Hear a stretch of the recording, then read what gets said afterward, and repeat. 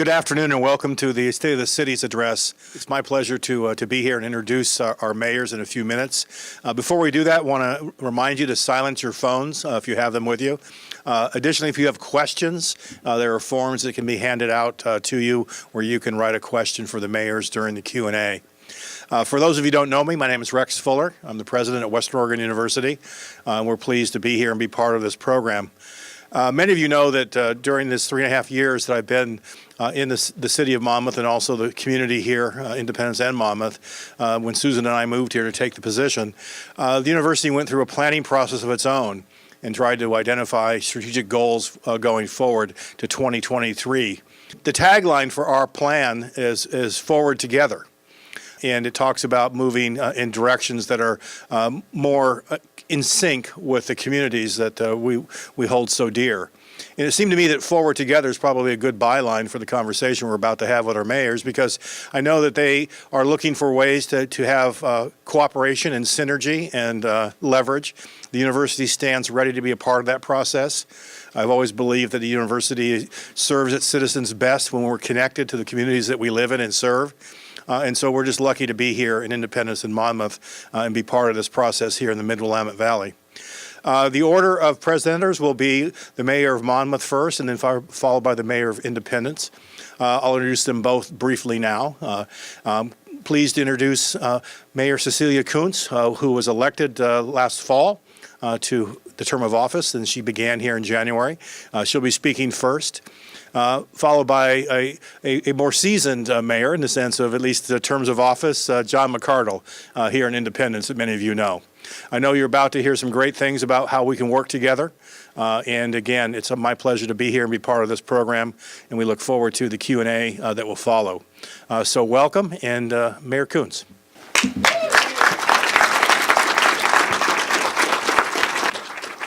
Thank you all for coming out this afternoon. I'm just glad the snow hasn't interrupted us, so you can all get home and settled in before that happens. I am, as Dr. Fuller said, the newly elected mayor of Monmouth. I also think pretty much every one of you knows that I am on the board of trustees of Western. I was very pleased to be invited to join that body and currently serve as the chair of the Finance and Administration Committee and also as the vice chair for the Board of Trustees.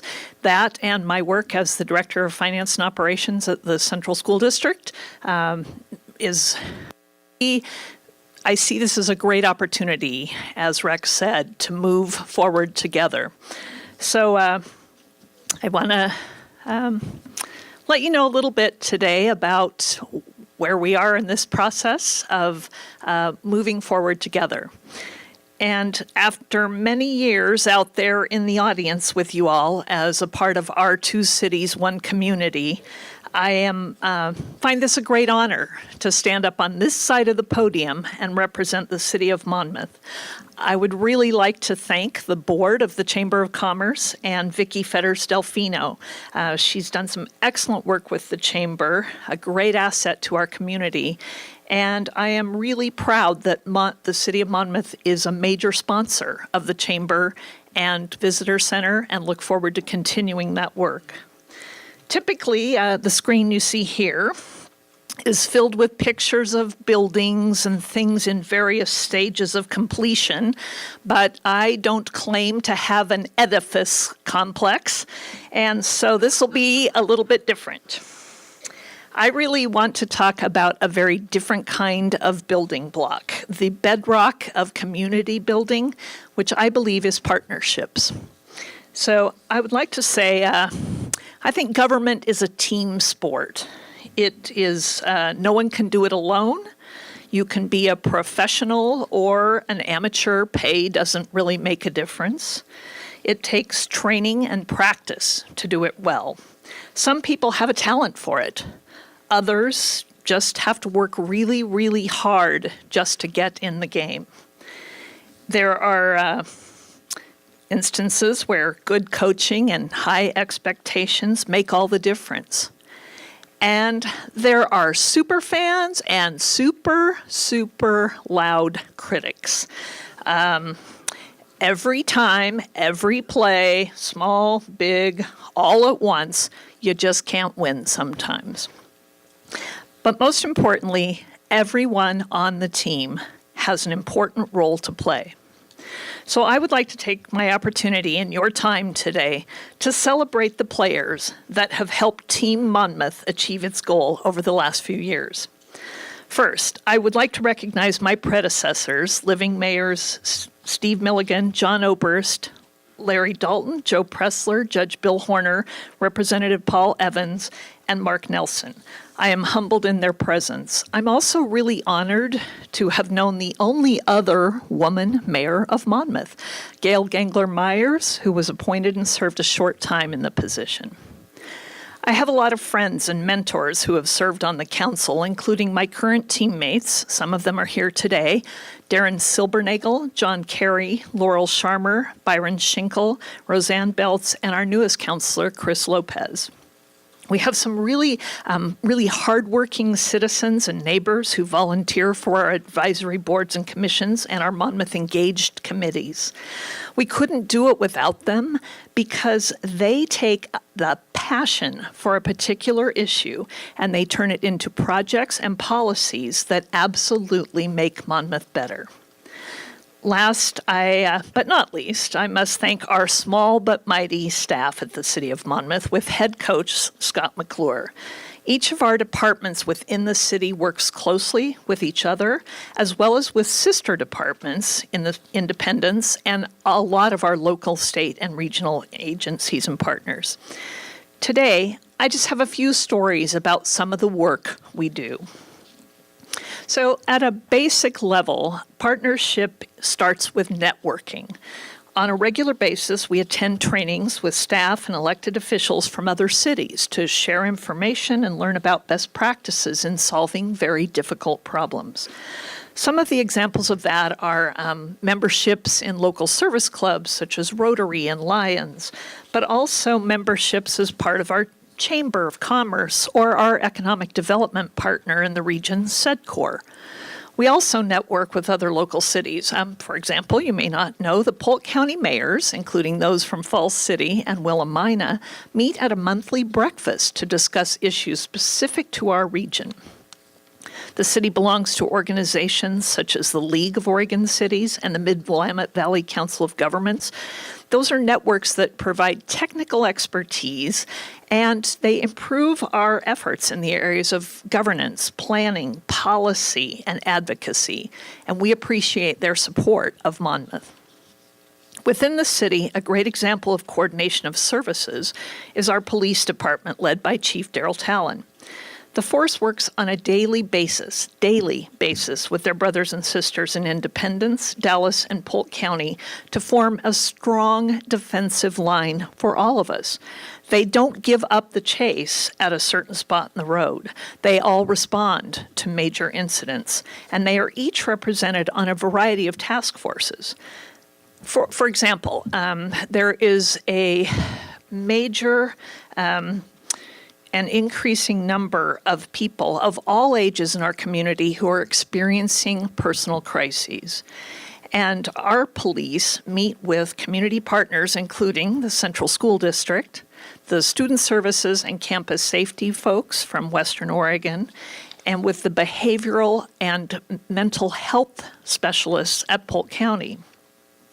They review cases they know of people from youth to adults who are in crisis and who might pose a risk to themselves or others.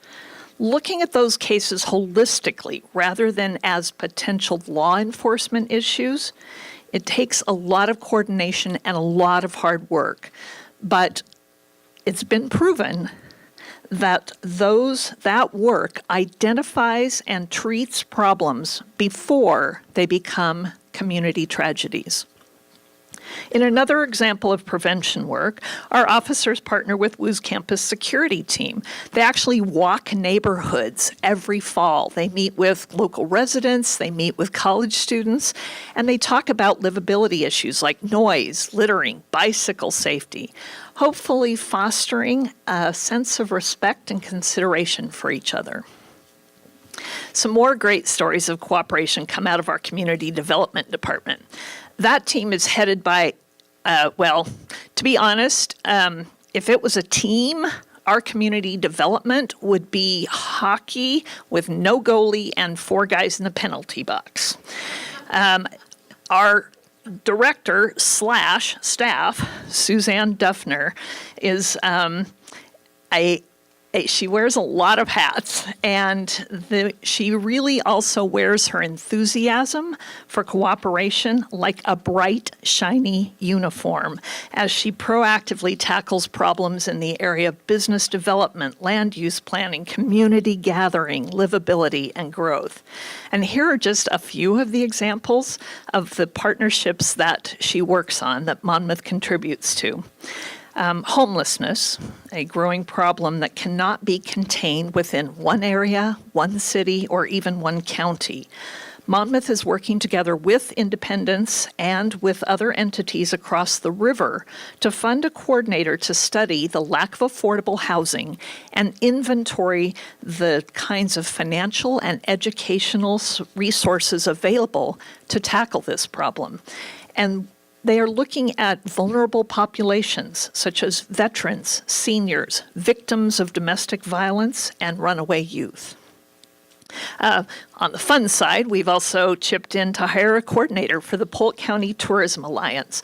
Nora Owings works with Travel Salem, the visitor centers, and the cities to develop things like the Willamette River Trail, which includes bike stations and infrastructure, and a Polk County Food Trail, an Artisan Makers Trail.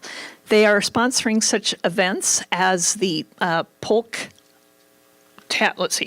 Tap into Polk County and Uncork Polk County. Those are culinary weeks with lots of activities for our wineries and local breweries. The goals of the Tourism Alliance include increasing regional branding efforts, growing connections to Western Oregon University, and really further promoting the attractions and the activities that make this such an awesome place to visit. There's a group interested in alternative transportation issues, and they have convened to look at a type of trolley, a frolly, fake trolley, which would serve our local community. It would provide a really fun tourist draw, and more practically, it might actually cut the number of us clogging up the streets to get from one end of town to the other, especially on the 4th of July. Right? Yeah! Someday, who knows, it might even really help that super daily giant traffic jam, 16th and Monmouth intersection, right? Maybe we can figure that out too. So Suzanne also works with several boards and commissions. I can't even imagine how she does it all. Her schedule is likely far worse than mine for meetings. But one of the groups she works with is our Tree Advisory Board. They're celebrating their, I think, 18th year as a Tree City USA. That board ensures that we get trees planted and that we hold an annual Arbor Day celebration. To do that, they rely on a partnership with the fine young athletes from Western who always show up ready to dig in and complete their service hours. Our Historic Commission has published some really cool materials for their walking tour, which provides information about the homes and buildings that reflect Monmouth's storied past. Our Parks and Recs Commission, a busy bunch of folks who oversee the use of our beautiful parks, including those we probably all know and love, such as Main Street, Gentle Woods, Madrona Park, and then the Recreation Park, which is the S-Curves and the Dog Park. But there are also 6 lesser-known parks, neighborhood and pocket parks. And the Commission is always looking for ideas about how to promote recreation and park use and provide small grants for people with ideas about cool and interesting projects for Monmouth residents. Other volunteers with staff support from City Recorder Phyllis Bowman, everybody gets in the act here, I said, small but mighty staff. They promote arts and culture in Monmouth, including some great partnerships with Western. For example, each year, the Arts Commission attends the student annual art display and selects a piece of work from that for the city to purchase and keep on permanent display. Of course, everyone pitches in for the 4th of July, but Monmouth is also home to one of the West Coast's best-known Christmas tree lightings. The University Community Connections Committee came out of our 2014 Monmouth Engaged process. And this year, those valiant volunteers gathered up partners such as the Monmouth Business Association and again the Chamber to put on a new event which will kick off the week of the annual tree lighting. Making Spirits Bright debuted on a chilly Saturday with music, a pop-up holiday bazaar, arts and crafts, and a fun new light display in Main Street Park. Downtown merchants offered specials and treats and stamped passports. The following Friday, WU students held their annual light parade, and the 51st lighting of a once-touted tallest living Christmas tree commenced, marking the traditional start of the holiday season in Monmouth with fun activities for the whole family, and a chance for the grown-ups to raise a glass of cheer. And Making Spirits Bright is just getting started. Yeah, good. We're getting a nod on that. The Monmouth Library, it's part of a partnership known as the Chemeketa Cooperative Regional Library Service. So that serves Marion, Polk, and Yamhill counties, and it allows our libraries to actually physically share assets. It shares their collections and offer a whole world of options to our patrons. These professionals work together to address the fast-moving world of educational media and changing function of libraries in our digital age. Director Chris Obrist and her team has also created an out-of-this-world partnership with NASA. Yeah, NASA. It's really cool. What started as an educational opportunity around the 2017 solar eclipse has turned into a STEM-related science, technology, engineering, and math-related program and ongoing partnership to promote lifelong learning. Back down on Earth, kiddos still get some very special partners in the Monmouth Summer Reading Program, athletes from Central High School who come to read and bond with young patrons. The work at the library is also supported by two groups of volunteers. We have the city's Library Advisory Board and nonprofit Friends of the Monmouth Library. They all provide their own programming and support through fundraisers like the annual book sale and the spring wine and poetry tasting, which is coordinated by Western professor and award-winning poet Dr. Henry Hughes. We could not do this work without them. When you talk about teams in Monmouth, you just have to shout out the incredible volunteers at our senior center. Both the council-appointed Senior Advisory Board and the nonprofit Friends of the Monmouth Senior Center.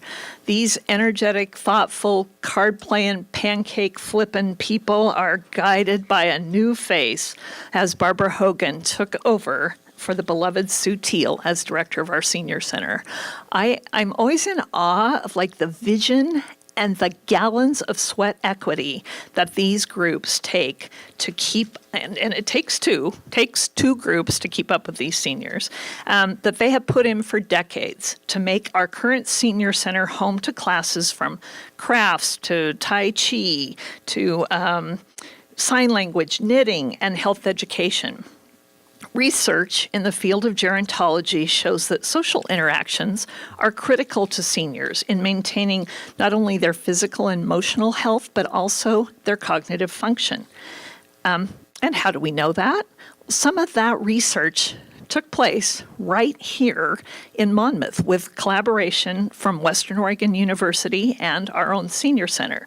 The collaboration was started by Dr. Rob Winningham, who I think just yesterday was named provost of the university as well. So we get to keep his talents here in town.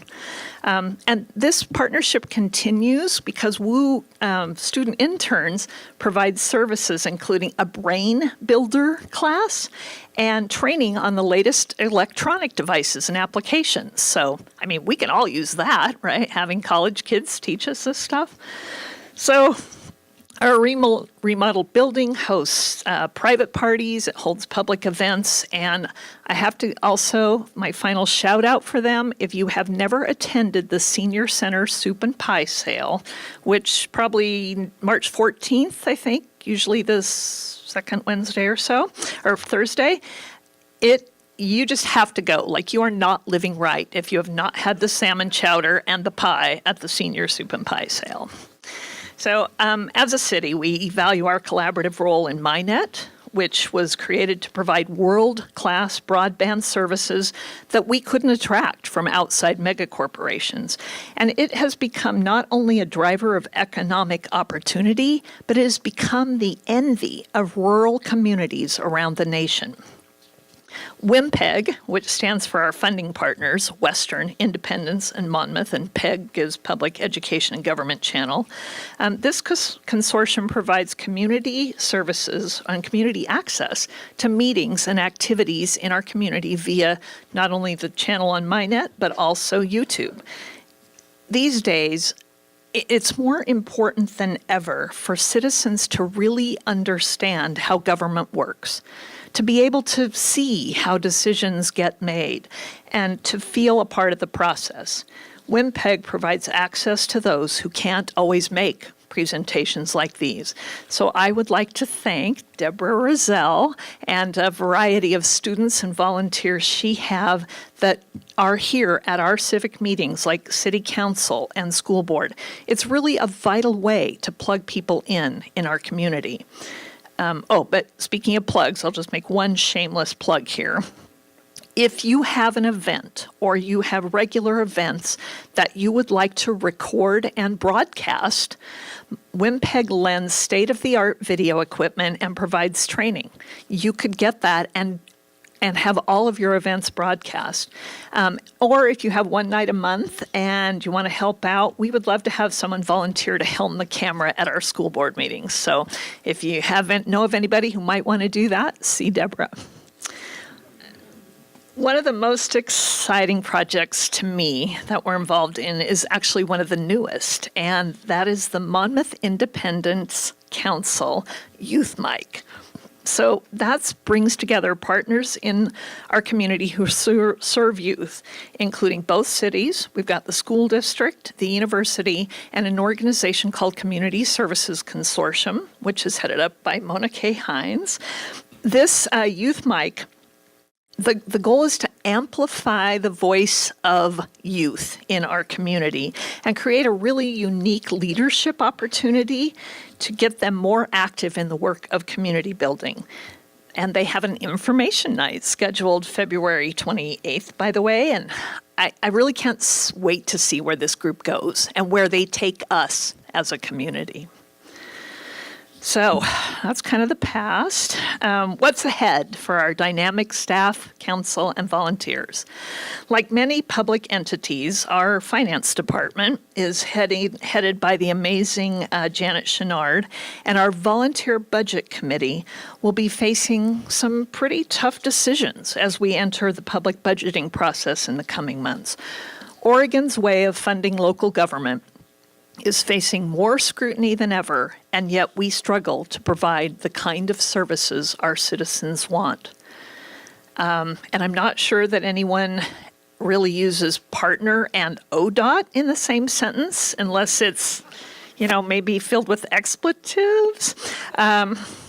But our Public Works Department, with Russ Cooper at the helm, has been working closely with ODOT and its contractors on the project formerly known as OR 99 Hoffman Road through the city of Monmouth. I'm sure many of us have other names for that project. And we're about 6 months into it. It will continue throughout the summer, but we'll end up by making improvements to the pavement, by increasing access to pedestrian ramps, and actually we'll include some traffic calming elements as well as Highway 99 passes through our town. And soon, those folks in Public Works will have a bit more elbow room for all their equipment in the city shops, as they will soon bid farewell to the Monmouth Power and Light Department. This is really the time of year we all like to stop and thank the Monmouth Power and Light Department, right? With the rain and the wind and snowpocalypse coming, we depend on Power and Light Superintendent Chuck Thurman and his team to keep us warm, lit up, and charged up. So soon, and coming in March, I think will be a ribbon cutting on their new facility, where we can actually finally safely and effectively meet the needs of the department, including a bay, a tall equipment bay, so the bucket trucks don't get hit while they're moving into the garage, and a place to dry out their wet gear. We're really looking forward to that. Suzanne has also been keeping our Volunteer Citizen Planning Commission very busy, let alone our building inspector, Mr. Larry Thornton, has been very busy with a year of robust residential development and some infill multifamily projects. Now they're doing the work of reviewing a new 119-unit apartment complex going in sort of along the edge of town.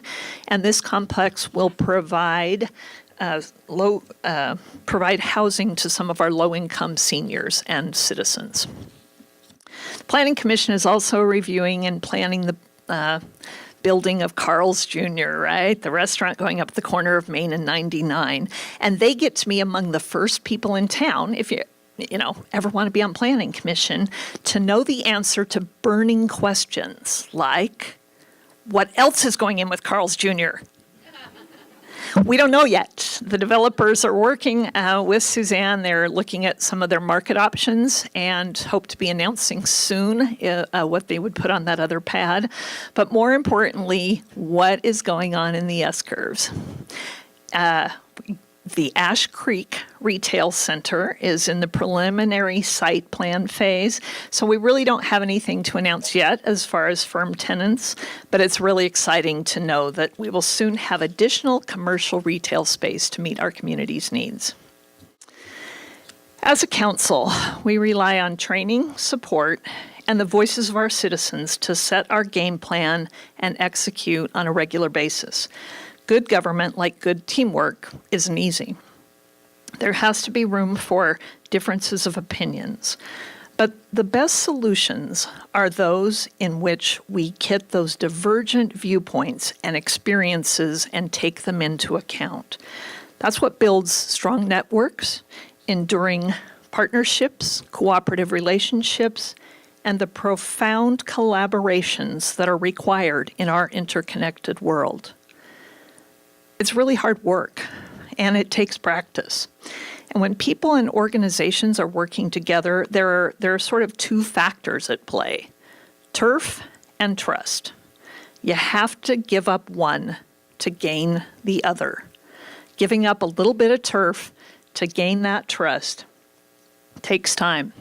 It's like an athlete's muscle that must be stretched, allowed to relax, and being flexed again, over and over and over again. You never get it right the first time. Here's my story about that. Last November, an incident of hate graffiti on the streets of Monmouth led to some difficult conversations in our community. Our police department responded. They found no evidence of it being the work of an organized hate group. That may have reassured some, but people who felt that the incident was downplayed, painted over, and swept under the rug by the city spoke out about how the symbols and words affected them and how they felt their safety wasn't taken seriously. There was discussion about sort of a community-based solution versus bringing in outside groups and organizations who might bring with them a larger agenda. A jointly crafted statement was released by the leaders of Monmouth-Independence, Western, and the Central School District, affirming their stated values of honoring diversity and working towards true equity and inclusion. It is perhaps the first time leaders of all four organizations have united to speak out. It was their first practice as a team in working towards a common goal. At a forum sponsored by WU's associated student body, the joint statement was seen as too little, too late. In a recent march organized by the students from their campus to a park near the site of the graffiti, with cooperation from the Monmouth PD and Public Works departments, included inspiring words and some criticism about the city's response. Participating in both that forum and the march reminded me that As leaders, we can and must do better to make sure that we are partners to all of our citizens and that our words must be backed up by our actions every single time. It's not an easy task. It's not easy as an individual. It's not certainly an easy task for an organization. And yet, I feel very, very fortunate to take on this role of mayor at this time. I look forward to that challenge. But most of all, I look forward to facing those challenges with Mayor John McArdle and his vibrant council and new staff leadership, with President Rex Fuller and the impressive team he has drafted to carry out their new strategic vision for both the university, the region, and our state. And with my boss, Superintendent Jennifer Kubista, and our colleagues at the Central School District, as we work to make sure our youth are engaged, supported, and educated as whole children, ready for college, career, and civic life. Today, I, along with my fellow counselors of the City of Monmouth, our staff, and our many volunteers, celebrate our most important partnership, and that's with all of you in this room. Having engaged and connected leaders, people who are passionate about this community, give us the reason for doing the work we do to build Monmouth's future. Small town charm, world-class opportunity. I thank you for being here and for all you do and you will do, counting on it, to contribute to our success. Thank you.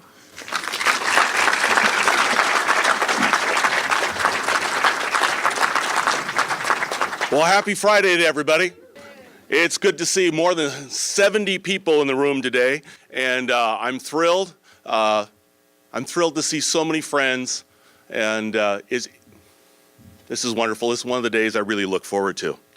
I want to first start off by thanking the Independence Cinema for the use of today's venue. Let's give them a big round of applause. Also want to thank the Chamber of Commerce for providing this opportunity to share with the community. And I offer a hearty personal welcome to Mayor Koontz, Cease, and all of our friends from Monmouth. Thank you. It's wonderful to have you all here today, and we look forward to working together. Well, Independence is on a roll. And because of good planning and diligent efforts by so many people, our city staff at all levels, from public works to city manager, they're focused on customer service and moving forward. We're blessed with council members and commission members, all who are volunteers, whose passion and commitment have made great things happen. Thank you to those of you who are here who have made these things happen, and please extend that thanks to others that you know in the community that are doing those wonderful things. You know, we're reaping the collective rewards from years of preparation, vision, just plain old hard work. Our charge is to keep planning and continuing to work so we can keep rolling and building on our momentum. Jack Ritz once said, you know, you look at a stone cutter hammering away at their rock, perhaps 100 times without so much as a crack showing. Yet at the 101st blow, it splits in two. Now we know it's not the last blow that did it. It's all the work that's gone before. Now I've said it before, but we've been working hard for a long time to make Independence a great, livable, small town, and it's working. Some of our most long-sought community goals are posed to be achieved this year.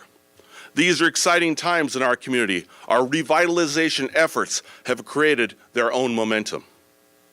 The Independence Hotel is on track for a June opening, and the developer is submitting plans for the apartments that will follow.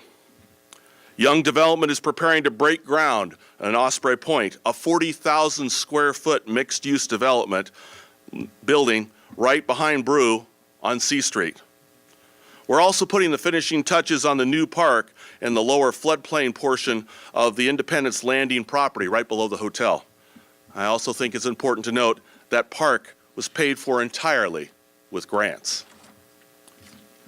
It's amazing what can be accomplished when everyone is brought into a vision.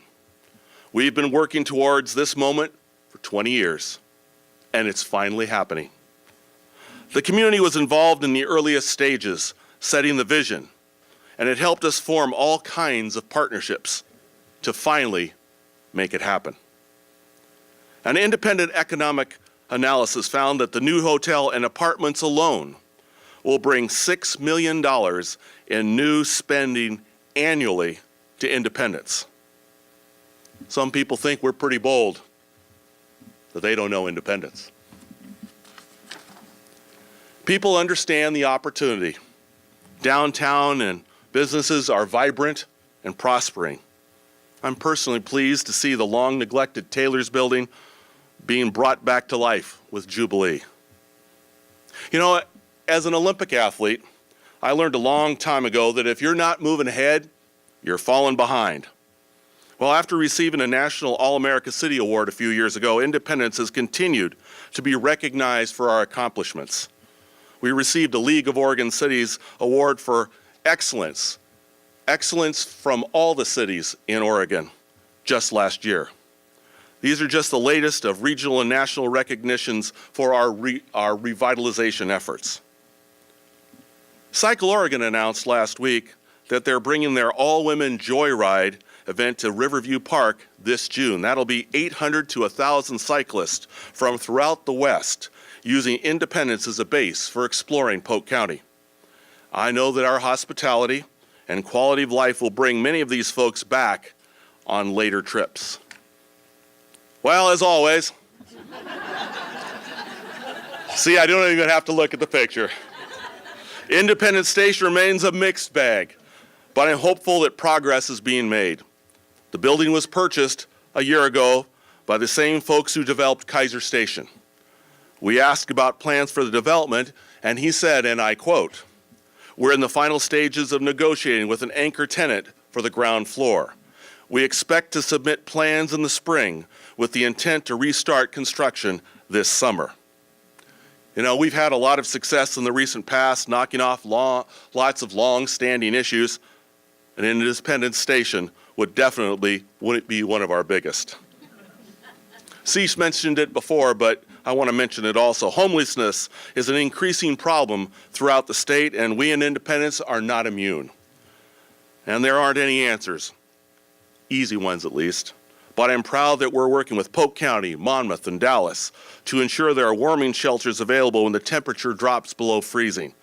We need to do more, but this is a great first step. You know, a year ago, we celebrated Pacific Power's first smart meter deployment by declaring February 10th Smart Rural Day. We're now modeling how rural communities can embrace technology and innovation as well, or even better than many big cities. Now, I got to tell you, Pacific Power liked us so well, they put up Sean Irvine's picture, not just on a website, they put it on a giant billboard up in the metropolitan area. Sean will be available for autographs after today's talk. You know, in the past year, we've developed partnerships, organized pilot projects, meetups, and worked to build an innovation ecosystem in the region. Just the other night, over 60 people packed into Valkyrie for Fail Fest, an event to celebrate and learn from failures in business. And this work that we've done has not been unnoticed. I'm thrilled to announce that the Center on Rural Innovation chose Independence as one of 9 communities nationwide to participate in their Rural Innovation Initiative. With their help, we'll be planning and seeking funding for an innovation hub focused on agricultural technologies, data analytics, and training our kids for the jobs of tomorrow. MINET, as you all know, is the heart of this innovation work. Both cities are still covering a portion of the MINET debt that will ultimately be repaid over time. But that number is decreasing, and I'm confident we're on the path to long-term stability. This last year, MINET was hired to operate a new fiber system being built in Dallas, providing high-quality broadband service that has spurred interest in innovation there as well. You know we're riding a wave of economic opportunity right now, reaping the rewards of the careful planning and work that we put in as a community over the last 20 years. We can't rest on our laurels. It's critical that we continue to plan and prepare for the future so that we don't lose sight of the community values and small-town quality of life that have guided us for so long. I'm thrilled that we are launching a Vision 2040 effort this year. It's been 10 years since our last community-wide vision and action plan process, and over 1,000 people participated this last time. This makes for a strong community planning process. We've seen firsthand how much can be accomplished when you get everybody engaged and participating. Vision 2040 will be an effort to engage everyone in the community, to do a pulse check, to adjust and build in our collective vision, and determine how we best keep independence moving forward. We also hope to use this planning process to forge closer relationships with our neighbors and community partners. I look forward to further developing our relationship with Monmouth and their new mayor. The school district also continues to be a critical partner as we grow and ensure that we remain a well-rounded community with quality education for our kids. The school district is doing their own planning work, forecasting future population growth, developing after-school programming, and laying out career pathways and career technical education. I'm happy that they see us as a partner, and have invited us to participate in their efforts, because we are stronger when we all work together. Vision 2040 isn't the only planning that we're doing this year. The state has been updating its airport master plan for the Independence State Airport, and we've been supplementing it with a targeted industry analysis to identify industrial users which might utilize proximity to the airport. We're also now in the middle of developing a master plan for Sunset Meadows Park in the new housing development between 8th and 9th Street in the south part of town. The first open house was a huge success with 40 people attending on a dark and cold and rainy night. The park just got a boost as we were named one of 3 finalists in Oregon for the MODA Center Assist Program. During the regular season, at Trailblazer games, for every assist on the court that the Trailblazers make, MODA will donate $20 to building an all-abilities playground in one of the 3 finalist communities. A popular online vote will determine the winning community. I will need all of you, all of your friends, and everybody you've ever met to participate. Now, more information's coming soon because the voting will open on February 20th. So I encourage you to, like in Chicago, vote early, vote often, and tell your friends. Independence has been growing fast, and we're dealing with the consequences of that growth. We recognize that traffic is increasing in parts of town, both from our own growth, but more so from what's happening throughout the region. Later this year, we'll launch an update to our transportation system plan. Just like other cities in the Willamette Valley, we need to make sure that our transportation system can get people where they want to go efficiently and safely. The plan will look at how to create more east-west connections and review our system development charges and our methodology to make sure development pays for itself. We're also working regionally to improve the efficiency and safety of highways that impact our community. There's recognition around the region of the safety challenges that Highway 51 and 22 and that interchange. This dangerous intersection doesn't just affect the people involved in a crash. It impacts our emergency responders, many of them who are volunteers and work for many of you. Bad intersections like this one can limit the economic development of our region. I'm proud to be working with the other cities in Polk County itself, ODOT, and the Governor's Regional Solutions Team to find solutions to this carnage. I got to tell you, I don't know all the answers. That's why we're reaching out to the community with all of these planning efforts. A well-organized engagement process helps us identify new ideas, potential partners, and generate the enthusiasm to get things done. The projects underway now come out of the last 10 years of community planning and engagement. Now is time to engage and plan for the next decades. A vibrant community is always changing and evolving. These new planning efforts will extend our community vision and continue to provide a clear direction to guide our work.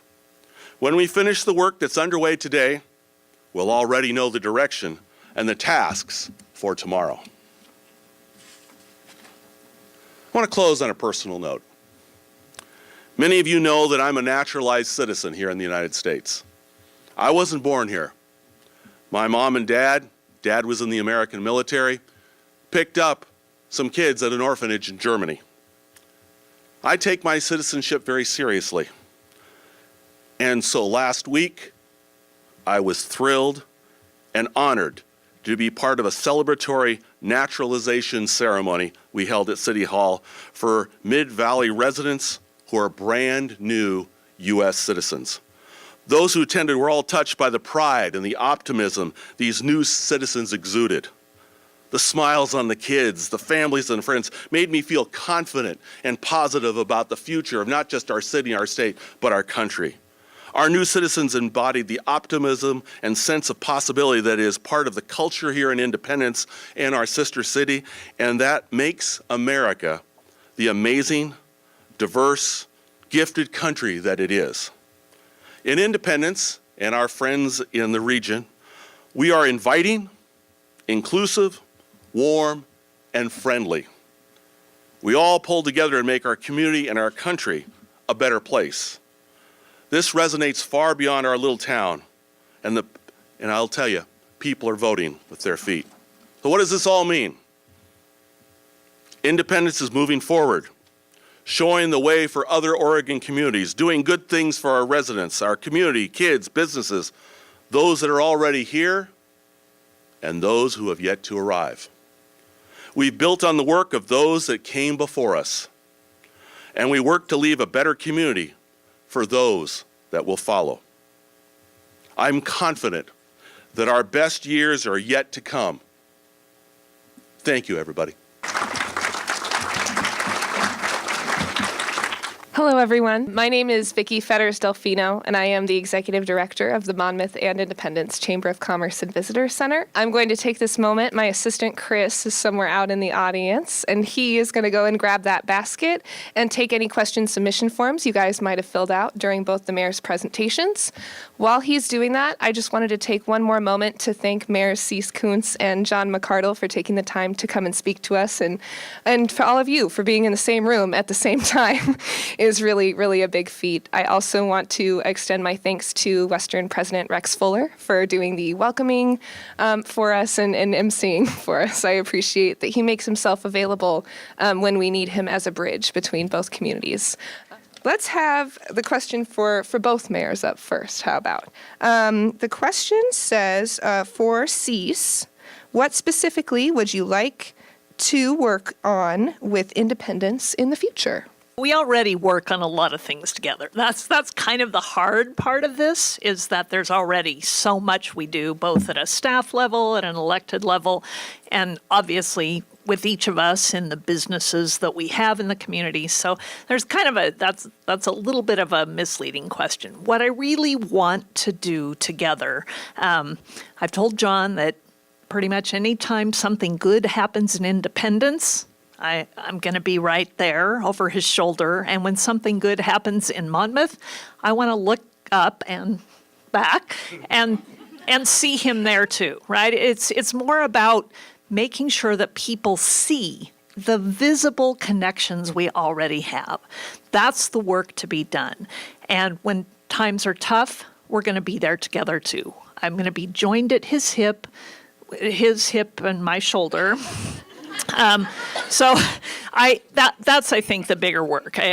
Our community celebrations, the things we already do, just really presenting more of a unified front as we all benefit by bringing people here in our community, working with us and Western. Like, it's super powerful, and we just need to do a better job of telling the story. Second part of this question is from Mayor McArdle. This person wants to know, how can we engage parents and bring them into council conversations?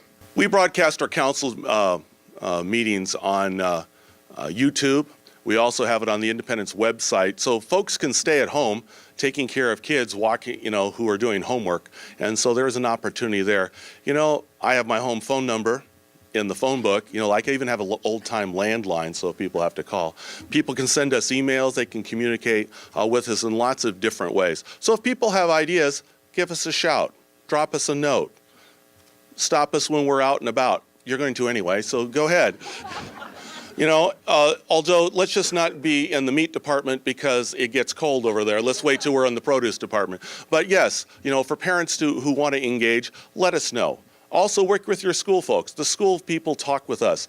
As Cease was pointing out, we connect on lots of different levels. The school district has done a really nice job of connecting with us, and as we work together to, because we all live here, we have to work together to do good things together, and that helps, whether it's where kids are going to school or how they're getting there. So we work together on all those kind of things, and it really makes a difference. So just reach out. It's not hard.